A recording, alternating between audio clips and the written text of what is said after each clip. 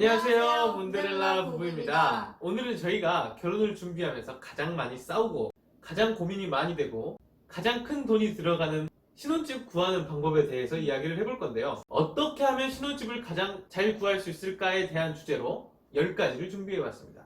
탑 10입니다. 탑 10. 네. 첫 번째는 아무래도 전세로 아파트를 들어갈까 혹은 매매로 해서 자가로 들어갈까에 대한 문제인 것 같아요. 근데 제일 처음 신혼부부가 여유가 된다라고 하면 당연히 새 아파트에 가장 좋은 위치에 있고 메이저급의 메이커를 가진 그런 아파트에 들어가면 정말 좋겠죠. 아주 좋죠, 그러면. 좋죠. 근데 대다수의 그런 신혼부부들이 그렇지 못해요. 맞아요. 우리도 그랬고 집을 살려고 하거나 뭐 전세를 들어가려고 하면 거의 한 90%의 신혼부부들은 대출을 받아야 돼요. 근데 제가 드는 생각은 그거예요. 어차피 뭐 전세 대출을 받든 뭐 보금자리 론을 받든 뭐 내 집 마련 디딤돈 대출을 받든 어쨌든 대출을 끼고 받을 거면 전세보다는 그래도 자가인 매매가 낫지 않느냐는 생각이 들거든요. 이유가 뭐냐면 내가 한 달에 뭐 200만 원을 버는데 아파트 대출 값으로 뭐 60만 원에서 70만 원 원금 이자가 합쳐서 그렇게 나간다고 하면 전세로 대출을 받아도 똑같은 돈이 나가는 거거든요. 금액이 조금 다를 뿐이지. 근데 그거를 아파트 청약을 들어가야지 해놓고 전세를 들어가가지고 사는 거랑 매매로 들어가서 사는 거랑 3년이 지나고 나서 만약에 이 아파트 가격이 많이 올랐다 그러면은 전세 사는 사람들은 다시 매매로 올라가기가 힘들거든요. 그래도 매매 사는 사람은 이미 내 아파트니까 오르거나 내리거나에 대해 고민이 없다고요. 오르면 기분이 좋아요. 이제 내려가면 마음 아프겠지만 지금 대한민국 부동산 시장을 봤을 때 내려가진 않더라고요. 위치가 좋은 곳에 사셔야 돼요. 그러니까. 그리고 만약에 대출 없이 전세로 시작을 했다 그러게 되면은 대출금 갚는 게 없어지니까 돈을 많이 모을 것 같지만 수중에 현금이 생기잖아요. 맞아요. 사람들의 심리가 이걸 쓰고 싶다고. 맞아요. 돈은 버는 네. 만큼 이렇게 쓰는 것 같아요. 그렇죠. 뭐 해외여행을 다니든지 물건을 사든지 아니면 차를 바꾸든지 사람들의 심리가 그래요. 손에 현금이 있으면 이걸 쓰고 싶어. 근데 정말 잘 모으는 사람들도 있어요. 근데 대다수의 사람들이 나한테 현금이 있으면 이걸 쓰고 싶어 해요. 근데 이거를 은행에 대출을 받아서 집을 사가지고 살면 은행이 그래도 계속 빚은 갚아야 되니까 안 그러면 신용불량자가 되니까 좀 더 가난하게 사는 거예요. 하지만 뭐 이게 5년이 되고 10년이 되면 다 내 자산이 돼 있거든요.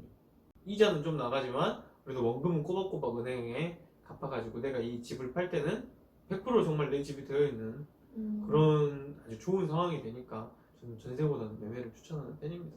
그럼 어차피 전세 대출 받을 거면은 매매가 더 낫다? 그렇죠. 두 번째, 평수에 대해서 고민을 되게 많이 하실 것 같은데요. 처음에는 둘만의 작은 집도 좋은 것 같아요. 근데 제가 생각하기에는 작은 집보다는 나중에 아기를 위해서 아기를 위해서 한 24평 이상 정도 사는 것도 추천을 해요. 근데 아기 낳게 되면은 어차피 넓은 평수로 이사를 가거든요. 17평이나 18평보다는 24평 정도가 딱 적당하지 않나. 시작하기에는. 그렇다고 너무 무리해가지고 대출을 땡길 대로 다 땡겨서 뭐 이렇게 33평, 4평 이렇게 살라는 이야기는 아니고 자기의 여유가 되는 만큼의 그 정도의 비용을 들여서 집을 사는 게 좋지 않을까. 저희 일시도 한번 들어볼까요? 네, 그러시죠. 저희 집은 지금 24평이에요. 근데 처음에 저희가 고민했던 게 28평을 갈까 24평을 갈까 되게 고민을 되게 많이 했어요. 근데 지금 드는 생각은 좀 더 무리해가지고 그냥 28평을 갈걸 이런 생각이 좀 들어요. 애기 낳게 되면은 애기 물건들이 더 많으니까 집이 더 좁아질 거 아니에요. 근데 그거 생각하면은 차라리 28평도 괜찮았을 것 같다는 생각도 들어요. 그리고 세 번째는 집의 위치인데요. 만약에 맞벌이를 하는 부부라고 하면 둘의 교통이 편리한 곳이어야 돼요. 너무 한쪽에 치우쳐가지고 이 사람은 출근하는데 10분이 걸리는데 이 사람은 출근하는데 1시간이 걸린다. 이러면 안 좋습니다. 나머지 한 명이 1시간 걸리는 사람이 너무 피곤해. 그러니까 적절하게 분배를 해서 뭐 30분이면 30분에 걸리는 위치, 뭐 20분, 40분이면 이렇게 걸리는 위치, 이 정도가 가장 좋다고 생각하고 남편이 혼자 번다거나 하는 경우에는 그 남편의 일하는 곳이 가까운 곳, 직장의 위치에 가까운 곳이 가장 좋습니다. 왜냐면 출퇴근 시간이 너무 길어버리면 사람이 너무 피곤해지거든요. 그러니까 이런 직장에 가까운 곳이 가장 좋고요.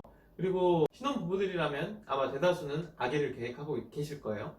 그러면 제일 먼저 보는 게 초등학교와 이 집이 가깝냐, 그리고 횡단보도를 몇 번 건너느냐, 이 초등학교와 나의 집 사이에 얼마나 큰 도로가 있느냐.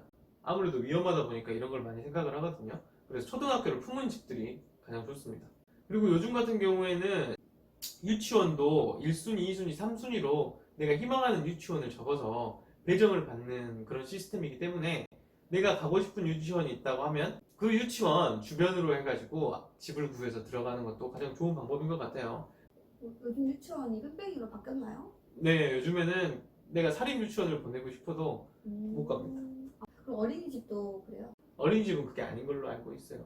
어린이집은 자기가 원하는 대로 갈 수 있는 반면에 유치원은 자기 집과 가까운 그렇죠. 뺑뺑이로 바뀌어가지고 뭐 저희 고등학교 배정되듯 음, 그렇게 배정되는 그렇구나. 시스템으로 바뀌었거든. 그리고 아기 키우면서 가장 중요한 건 아기들이 많이 아프고 감기도 잘 걸리고 입원해야 될 일도 있기 때문에 병원도 가까우면 좋을 것 같습니다. 그리고 상권도 정말 잘 돼 있어야 해요. 왜냐면 나중에 피아노 학원도 다녀야 되고 태권도 도장도 다녀야 되고 하기 때문에 상권도 내가 살고 있는 집과 가까운 것이 좋습니다. 신혼집에서 1, 2년 살 게 아니기 때문에 5년에서 10년 정도 아마 살 계획들을 하고 계실 거기 때문에 이런 부분들을 생각을 하고 집을 구하는 게 좋을 것 같아요. 네 번째, 아파트로 가시려고 생각하시는 분이 계실 거예요. 근데 그런 분들은 세대수가 많은 아파트로 가는 걸 추천을 해드려요. 이제 아파트로 가게 되면 공동 관리비가 생기잖아요. 뭐 예를 들어서 뭐 엘리베이터라던가 경비실이라던가 뭐 내부 수리하는 거 공동 관리비가 생기는데 그게 다 n분의 1로 들어가요. 근데 세대수가 많으면 많을수록 관리가 좀 줄어들겠죠?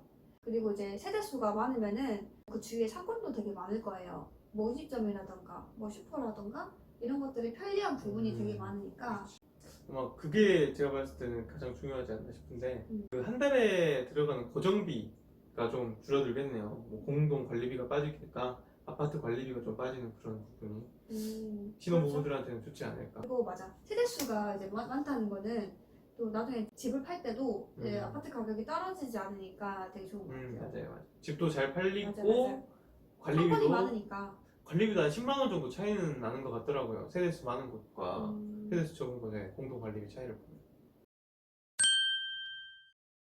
그리고 다섯 번째는 남향의 집을 선택하라입니다. 왜 남향의 집을 선택하라라고 하면 햇빛이 잘 들고 바람이 잘 통하고 그렇기 때문에 겨울에는 덜 춥고 여름에는 덜 더워서 난방비와 전기세를 아낄 수가 있어요. 그리고 남향이 아니다 보면은 내부와 외부의 온도차가 생기기 때문에 결로가 생겨요. 집의 위치는 되도록이면 동향보다는 남향을 선택하라입니다. 여섯 번째, 내가 사고 싶은 집이 남향이라 하더라도 그 집을 밤낮으로 이제 2번 방문해보는 걸 추천해드려요.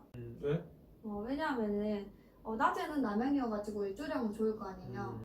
근데 이제 밤에는 그 동네의 분위기라던가 이제 여자 같은 경우에는 주위에 어두워가지고 위험한 부분이 있지 않은가. 그렇지. 동네의 분위기를 보는 거죠, 저녁에는. 그리고 가장 중요한 게 이제 요즘 맞벌이 부부들은 다 차를 다 가지고 계실 거잖아요. 그렇지. 그렇게 되면 주차장이 좀 넓어야겠죠. 저녁에 자기가 정했던 집을 한번 가보셔가지고 주차장이라던가 아니면 동네 분위기를 한 번 더 보시는 걸 추천해드려요. 그리고 일곱 번째는 가장자리에 있는 라인은 피하라예요. 왜요? 처음 들어보는데? 왜 그 가장자리에 있는 라인은 피하라고 하냐면 우리가 만약에 101동이라는 집을 사는데 이 101동은 1라인, 2라인, 3라인, 4라인이 있어요. 1라인, 2라인, 3라인, 4라인 중에 이 1라인과 4라인은 가장자리입니다. 그리고 이 2라인과 3라인은 중간 라인이기 때문에 겨울에 덜 춥습니다. 여름에 덜 덥고. 이유가 뭔가요? 왜냐면 이 간 라인 집은 바람이 바로 이 외벽을 때려버리기 때문에 이 외벽과 내벽의 사이가 너무 가깝거든요. 가장자리는 외풍이 좀 많이 든다 그렇죠. 이거죠? 저희가 외풍이 든다고 표현을 하는데 외풍이 들기 때문에 벽을 겨울에 만져보면 엄청 차가워요. 그렇기 때문에 난방비도 많이 들고요. 결로 곰팡이도 잘 생깁니다. 이 외 가장자리에 있는 집들은. 그러니까 웬만하면 중간 라인에 있는 집을 선택하라입니다.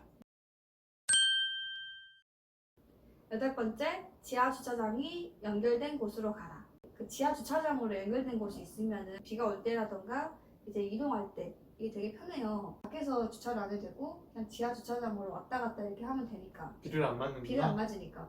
그리고 또 중요한 게 이제 나중에 아이를 키울 때 아이를 이동시키기가 되게 편할 것 같아요. 그렇지. 밖에서 비 오는데 애기 비 옷 입혀가지고 비 오는데 우산 씌우고 주차장 가려고 하면 되게 힘드니까 차라리 지하 주차장으로 연결된 곳이 있으면은 아이도 같이 이동시키기가 편하고 저도 편하고 그래서 장점이. 그래서 지하 주차장이 연결된 곳으로 가는 걸 추천해드려요. 9번째, 수납 공간이 많은 곳으로 가라. 오, 이거는 완전 공감이에요. 이게 왜 그러냐면 저희 둘이 살 때는 짐이 그렇게 많지가 않아요. 맞아요. 그런데 아이가 생기면 짐이 정말 많아져요. 음, 아기 옷도 생기고 아기의 장난감, 뭐 기저귀 이런 기타 등등의 짐들이 많아지기 때문에 우리가 꿈꿔왔던 미니멀 라이프는 이제 할 수가 없습니다. 맞아요. 아기가 생겨서. 그리고 예전에는 확장형 집이 많이 대세였거든요. 근데 요즘은 다시 이렇게 베란다가 있는 집이 뜬다고 하더라고요. 이게 이유가 뭐냐면 일단은 좀 더 따뜻하기도 하고 여름에 덜 덥고, 그리고 베란다가 있는 집은 창고가 있어요. 창고가 있기 때문에 지저분한 짐, 뭐 여름에 썼던 선풍기, 보기 싫은 그런 짐 같은 걸 다 창고에다 넣어버리면 집이 굉장히 깔끔해집니다. 아기가 쓰지 않는 장난감이라던가. 그렇기 때문에 이렇게 수납 공간이 많은 집으로 가는 것을 추천드립니다. 그래 좁은 집이라도 수납 공간이 많으면 좀 넓어 보니까요. 그렇죠. 음, 정리 정돈이 필수예요. 맞아. 마지막 10번째, 주방은 큰 곳으로 가라. 이거는 여자들이 많이 공감을 되게 많이 하실 것 같아요. 솔직히 저도 결혼 전에는 주방에 대해서 별로 관심이 없었어요. 그랬지. 제가 뭐 요리를 하는 것도 아니고 그랬지. 이제 살림을 하는 것도 아닌데 음. 이렇게 공감을 하죠? 안 했으니까. 요리를 하는 것도 아니고 이제 살림을 한 게 아니라서 주방이 그렇게 큰 곳이 필요하나? 이런 생각을 되게 많이 했어요. 근데 막상 결혼을 하고 나서 내 집이 생기니까 살림도 하고 요리도 하다 보니까 큰 주방을 좀 갖고 싶더라고요. 지금 집은 주방이 되게 협소해가지고 좀 아쉬운 부분이 조금 있어요. 그렇지. 흡사하지. 근데 다음 집을 고를 때는 11자나 아니면은 디귿자 주방을 가진 집으로 가고 싶어요. 제가 이렇게 뭐 저희 개인적인 주관이지만 신혼집 잘 구하는 방법 10가지에 대해서 이야기를 해봤는데요. 많이 도움이 되셨으면 좋겠어요. 그리고 지극히 저희의 개인적인 생각이기 맞아요. 때문에 뭐 마음에 안 드시는 부분도 있고 마음에 드시는 부분도 있을 테지만 그래도 좋게 잘 봐주시고 신혼집 구할 때 저희 영상 참고하셔서 좋은 집 구하셨으면 좋겠습니다. 구독과 좋아요 한번 부탁드리겠습니다. 안녕.